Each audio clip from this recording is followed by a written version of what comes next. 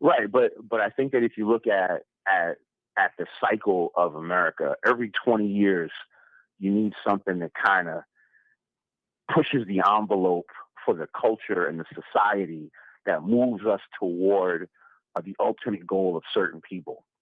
And I think if you look at at the beginning of 2020, people were talking about how the the pandemic, the virus, wasn't transmissible from person to person, from human to human. That was put out in the media, and then we found out that it was, and then we started locking everybody down.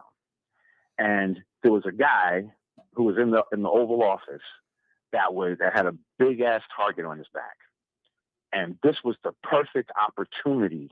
I believe that 2020, a lot of the chaos that we saw was was very much manipulated to make the guy in office look bad. I agree. And it, and Can I ask this? Let me and I ask you this real believe quick. Were you a Trump supporter post, before 2020? I mean, are you an OG Trump supporter, or are you a post Joe Biden era? This is really going bad. I'm going a different direction. Trump supporter.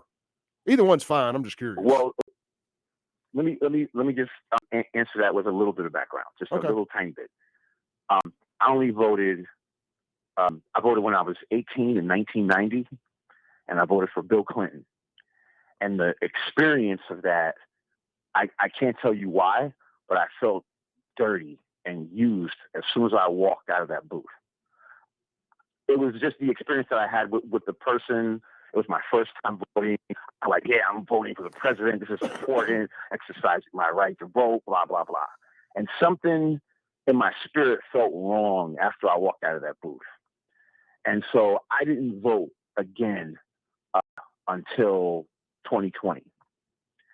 And I didn't vote again, but I was able to predict the winner of every presidential election minimum 6 months before the election actually happened.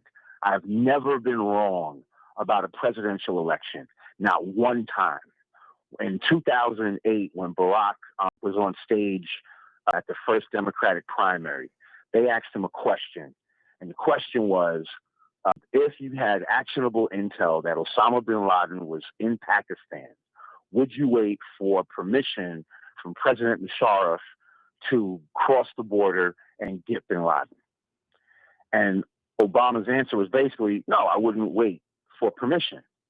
And at that moment, with all 8 candidates on stage, Hillary Clinton included, I said, it's a wrap. That's the guy. That's the guy that's going to be the president. I basically slept through that entire election because if you watch enough pro wrestling, there's a pattern of how presidents get elected. Heel president, face president, and it always follows a policy. So when 2016 came, I didn't take any of it seriously. I hadn't voted since 1990. And then, Trump announces that he's running, and he said something in his speech that made my ears perk up. And I'm not going to say it on the air, but he said something in the speech that was like, whoa, what the hell is this guy talking about? Like, is he really going to go there? I'll tell you what it was And for me in so, that first speech when he said they ain't sending their best over here. They're sending some bad hombres. That was it. That was it for me. Signed, sealed, delivered.